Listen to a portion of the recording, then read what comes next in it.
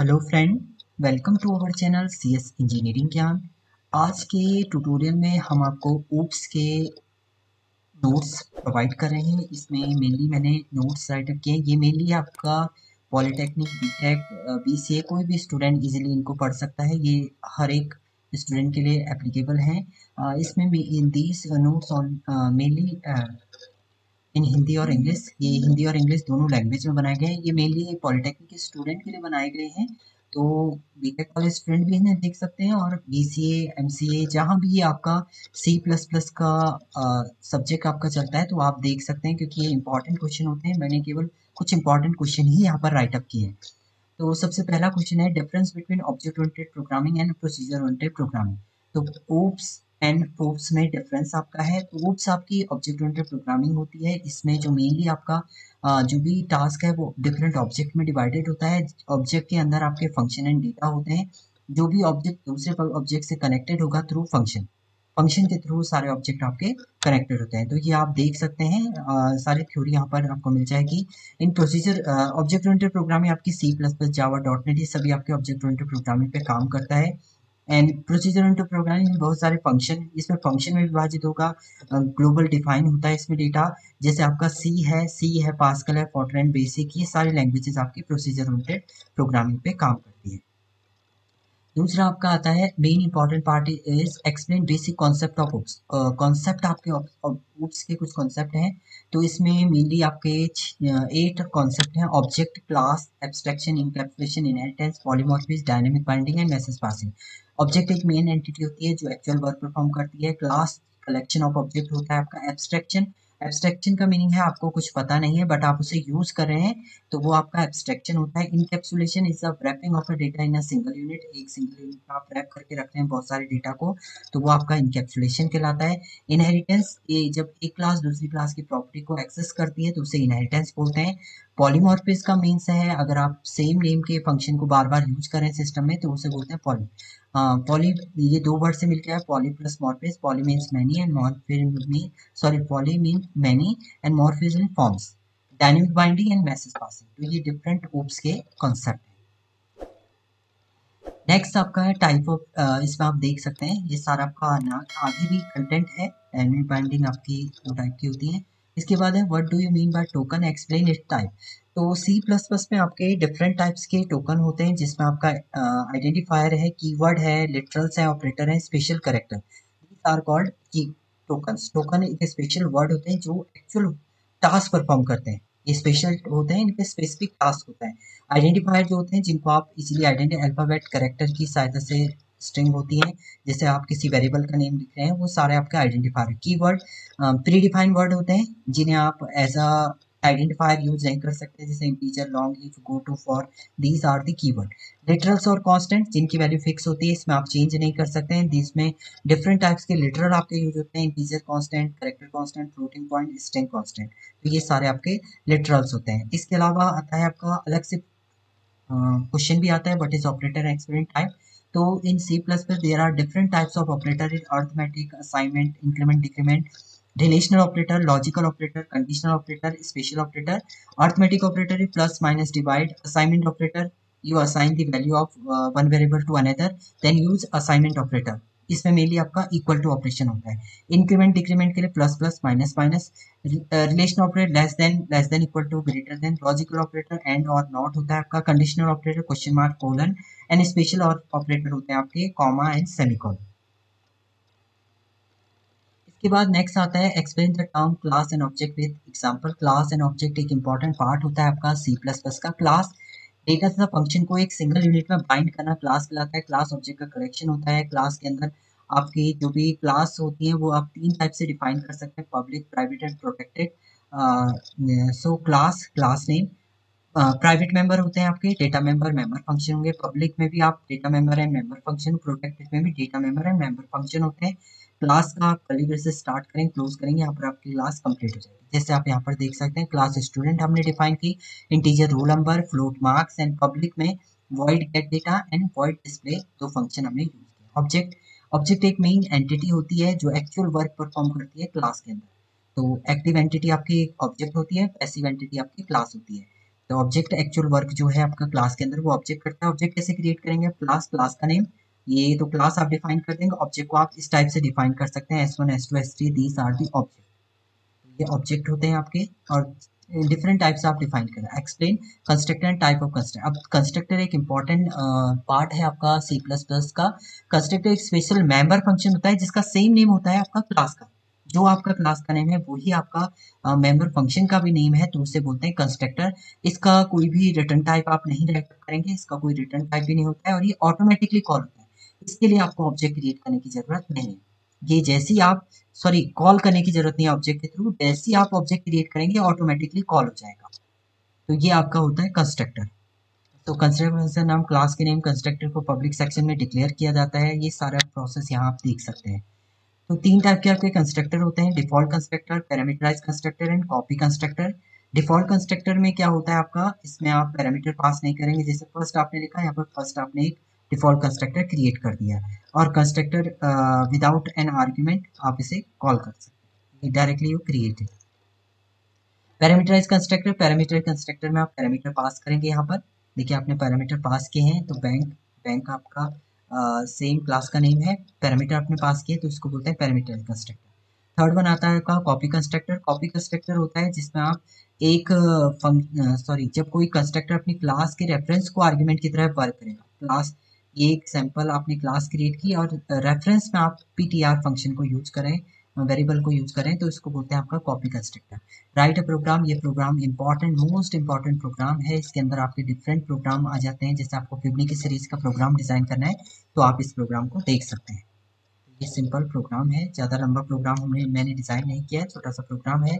Explain destructor with example. अब constructor आपने create कर दिया, उसे आपको रिमूव करना है, देन आप यूज करेंगे डिस्ट्रक्टर। तो डिस्ट्रक्टर के लिए आपको टाइल्ड साइन चाहिए, टाइल्ड साइन और सेम नाम लिखेंगे आप जो आपका कंस्ट्रक्टर का नेम होगा। मीन्स कंस्ट्रक्टर को रिमूव करने के लिए आप डिस्ट्रक्टर का यूज करते हैं। डिस्ट्रक्टर आप इस टाइप से क्रिएट करेंगे। प्रोग्राम भी आप देख सकते हैं, इसका डिस्ट्रक्टर का प्रोग्राम है। What do you mean by inline function? जब फंक्शन क्लास के अंदर डिफाइन किया जाता है तो उसे इनलाइन फंक्शन कहते हैं। कोई भी फंक्शन आप क्लास के अंदर डिफाइन करें तो उसे आप इनलाइन फंक्शन कहेंगे। What do you mean by friend function and explain? Friend function, जैसे आप फ्रेंड को अपना डेटा शेयर करते हैं तो सेम आपका यहाँ पर एक फ्रेंड फंक्शन भी वर्क करता है। उससे पहले आपको फ्रेंड कीवर्ड यूज करना पड़ेगा। तो फ्रेंड फंक्शन किसी भी क्लास का एक मेंबर नहीं होता है, किंतु इसे स्पेशल परमिशन होती है कि वो प्राइवेट डेटा, प्रोटेक्टेड डेटा को एक्सेस कर सकते हैं। फ्रेंड फंक्शन को फ्रेंड कीवर्ड के द्वारा डिक्लेयर किया जाता है, तो आप ये देख लीजिएगा। तो डायरेक्टली आपने यहाँ पर लिखा फ्रेंड फ्लोट सैंपल आइटम आई, तो ये आपका एक फ्रेंड फंक्शन क्रिएट हो गया। What do you understand by operator overloading? ये भी इंपॉर्टेंट पार्ट है। ऑपरेटर ओवरलोडिंग का मीनिंग है आप एक सेम नेम के ऑपरेटर को बार बार यूज कर रहे हैं with different condition, then it is called a operator overloading. Operator को एक नई मीनिंग प्रोवाइड करना ऑपरेटर ओवरलोडिंग कहलाता है। There are two types of operator overloading, it's unary operator overloading and binary operator. Unary में आप एक सिंगल ऑपरेटर को बार बार यूज करेंगे, बट बाइनरी में आप टू। यूनरी ऑपरेटर बना किसी आर्गुमेंट के मेंबर फंक्शन को ओवरराइड करता है, जिसे आप देख सकते हैं। ये यूनरी ऑपरेटर के एग्जांपल है। ये प्रोग्राम भी है। यूनरी ऑपरेटर आपने यहाँ पर माइनस लिया है, डिक्लेयर ओवरलोडेड यूनरी माइनस, और यहाँ पर उसने आपने इसको एक्सेस किया। At last you call this operator, calling operator function. Binary operator, binary भी आप सेम तो प्लस यूज करेंगे, बट आप एज अ कॉम्प्लेक्स नंबर में आप इसे यूज कर सकते हैं। बाइनरी ऑपरेटर दो आर्ग्यूमेंट पर काम करता है। देखिए यूनरी में आप सिंगल आर्ग्यूमेंट यूज करें, जैसे x equal to minus x लिखा है, और बाइनरी में आप यहाँ पर दो ऑपरेंड लिखेंगे। तो फर्स्ट ऑपरेंड ये है आपका, सेकंड ऑपरेंड ये है, यहाँ पर आपने इसको ऑपरेटर को यूज किया है, तो इसे बोलते हैं बाइनरी ऑपरेटर। प्रोग्राम भी है आपका binary operator. Next is what do you mean, what do you understand by function overloading? Give an example. Function overloading का मीनिंग होता है एक सिंगल क्लास में जब आप सेम नेम का सेम नेम का फंक्शन बार बार यूज करते हैं विद डिफरेंट पैरामीटर। एक सेम क्लास में सेम एक सिंगल क्लास में सेम नेम का फंक्शन आप बार बार यूज करते हैं with different parameter, it is called function overloading. Program भी है आपका फंक्शन ओवरलोडिंग का। What is inheritance? Explain different types of inheritance. Inheritance का मीनिंग होता है जब एक क्लास दूसरी क्लास की प्रॉपर्टी को यूज करती है तो उसे कहते हैं आपका इनहेरिटेंस। तो इसमें ये दो पार्ट में डिवाइड होता है। एक होती है सुपर क्लास, इसे बोलते हैं सुपर क्लास, सब class, sorry super class, base class और पेरेंट क्लास। और जो आपकी सब क्लास होती है उसे सब class, drive class and child class बोलते हैं। जैसे फादर आपका है, ये पेरेंट क्लास हो गया, एंड चाइल्ड एक बेस क्लास हो गई। तो इनहेरिटेंस का कॉन्सेप्ट ये है कि एक क्लास दूसरी क्लास की प्रॉपर्टी को यूज करिए। जैसे पेरेंट की प्रॉपर्टी को चाइल्ड इनहेरिट करता है, same property you can write here. तो types of inheritance, there are different types of inheritance is single inheritance, multiple inheritance, multi level inheritance, hierarchical inheritance and hybrid inheritance. तो सबसे पहले है single inheritance. इसमें एक super class होती है, एक ही सब क्लास होती है। तो सब class inherit the property of super class. इसमें एक सब क्लास होगी और एक ही सुपर क्लास। तो इनहेरिटेंस का सिंबल है आपका कोलन। कोलन के थ्रू आप पब्लिक ए को इनहेरिट मीन्स बी इनहेरिट ए वैल्यू। मल्टीपल इनहेरिटेंस में क्या होती है, बहुत सारी आपकी सुपर क्लास होंगी और वो एक सब क्लास इन सभी सुपर क्लास की प्रॉपर्टी को एक्सेस करेगी। तो उसे कैसे देंगे, class A, class B, class C आपने डिफाइन किया। उसके बाद क्लास डी क्या करेगी, एक्सेस करेगी public A, public B and public C, सारी प्रॉपर्टी।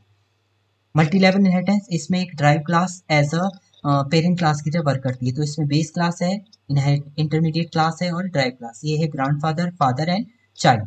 तो ये बी जो है ए की प्रॉपर्टी को एक्सेस करा है, सी बी की प्रॉपर्टी को एक्सेस करा है। इसके बाद हायरार्किकल इनहेरिटेंस, इसमें ट्री स्ट्रक्चर होता है जिसमें एक सुपर क्लास होगी और एक से ज्यादा सब क्लासेस इस सुपर क्लास की प्रॉपर्टी को एक्सेस करेंगे। तो जैसे क्लास ए है, बी ने भी इसको एक्सेस किया है, सी भी एक्सेस करा है, डी भी इसकी प्रॉपर्टी को एक्सेस करा है। नेक्स्ट हाइब्रिड इनहेरिटेंस, ये कॉम्बिनेशन होता है आपका हायरार्किकल और मल्टीपल। अगर आप इतना पोर्शन देखेंगे तो ये हायरार्किकल इनहेरिटेंस है और इसके नीचे आप देखेंगे तो ये मल्टीपल इनहेरिटेंस का कॉम्बिनेशन है। तो ये आपका होता है हाइब्रिड इनहेरिटेंस। इसके बाद इनहेरिटेंस का एक सिंपल प्रोग्राम है। इसमें आपने क्लास ए बनाई है, इसके अंदर फंक्शन डिफाइन किया है, क्लास बी ए को इनहेरिट कर रहा है। तो ये पूरी प्रोसेस है। What do you understand by polymorphism, explain इस टाइप। पॉलीमॉर्फिज्म दो वर्ड से मिलकर बना हुआ है, पॉली प्लस मॉर्फे। पॉली का मतलब होता है मैनी फॉर्म्स एंड मॉर्फिज का मतलब forms. Poly means many and morphism mean form. तो पॉलीमॉर्फिज्म एक टर्म है जिसमें आपके बहुत सारे काम आप कर सकते हैं। एक सिंगल नहीं, many work can be perform. So here is a class that can be perform different task. देखिए, आप अगर एरिया फाइंड आउट कर रहे हैं तो एरिया आप रेक्टेंगल का भी फाइंड आउट कर सकते हैं, सर्कल का भी कर सकते हैं और इलिप्स का भी कर सकते हैं। तो वो आपका क्या हो जाएगा, पॉलीमॉर्फिज्म। पॉलीमॉर्फिज्म दो पार्ट में डिवाइड होता है, compile time, run time. Compile time के अंदर आता है आपका function overloading and function overriding, sorry function overloading and operator overloading. And run time के अंदर आता है आपका वर्चुअल फंक्शन और function overriding. Overriding okay, what is virtual function, explain type.